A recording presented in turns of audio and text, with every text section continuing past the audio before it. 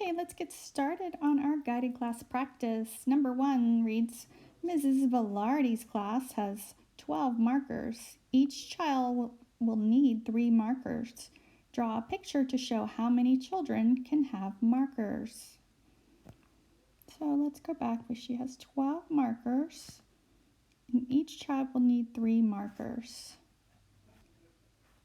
So let's draw our 12 markers. 1, 2, 3, 4, 5, 6, 7, 8, 9, 10, 11, 12.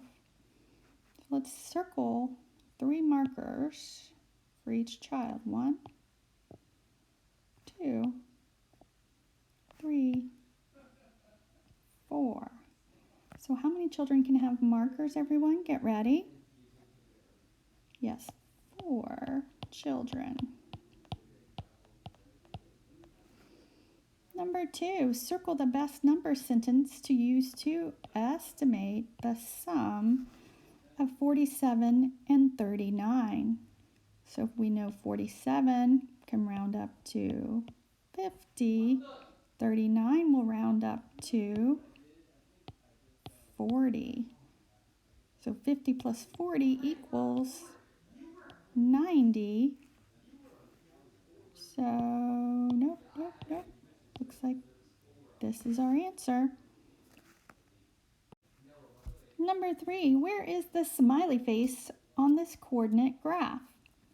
All right, to figure that out, we start at the origin, the 0, 0, and we count across first. So 1, 2, 3, 4. So the first number is 4. The second number is when we go up. So we're going to go from 4 up 1 spot.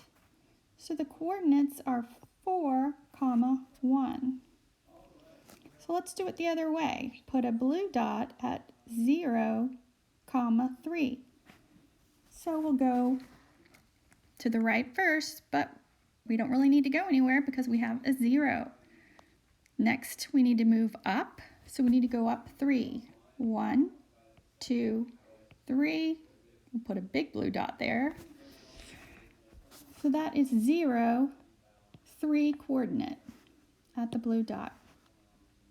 Number 4, James, Nicole, Clem, and Crystal will share a dozen muffins equally. Draw the muffins on the children's plates. How many muffins will each child have? So, if we had a dozen muffins, we could just pass them out.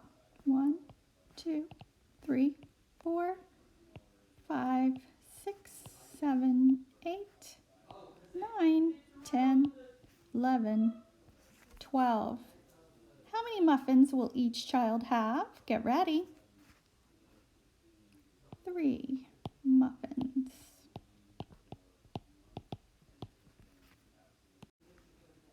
Number 5, one of the digits 6, 7, or 8 belongs in each of the problems below.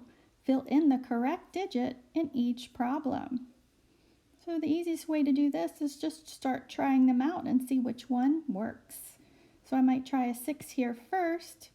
6 plus 1 does not equal 8, so let me get rid of that. Let's see if I put a 7 there. Well, 7 plus 1 equals 8. 4 plus 2 equals 6, so that one's correct. So I've already used the 7, so let me see if I can try. If I try my 6 again, 6 plus 2, nope. That would equal 8, not 0. So let's try our 8. 8 plus 2 equals 10, so that's our 0. Carry 1. 5 plus 3 is 8, and 1 more is 9. We got that one. So the last one's probably 6. So let's go ahead and try 6. 5 plus 6 is 11. Here are 1. 7 plus 1 is 8, plus 1 is 9. That looks good too. Number 6 says fill in the correct comparison symbol, greater than, less than, or equal to.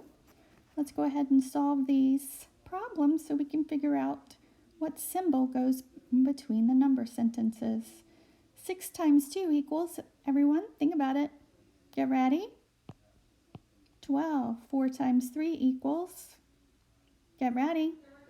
Yes, 12. So what symbol goes in between? Equals.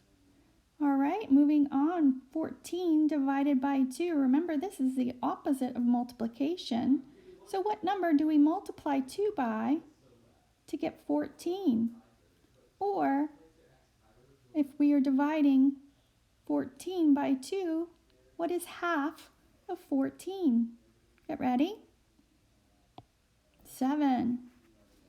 And then we have 15 minus 7 equals, get ready, 8.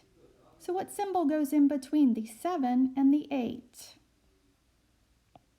Less than. All right, 6 times 5 equals, get ready, 30. 7 times 4 equals, get ready, 28. So what symbol goes in between the 30 and the 28? Greater than.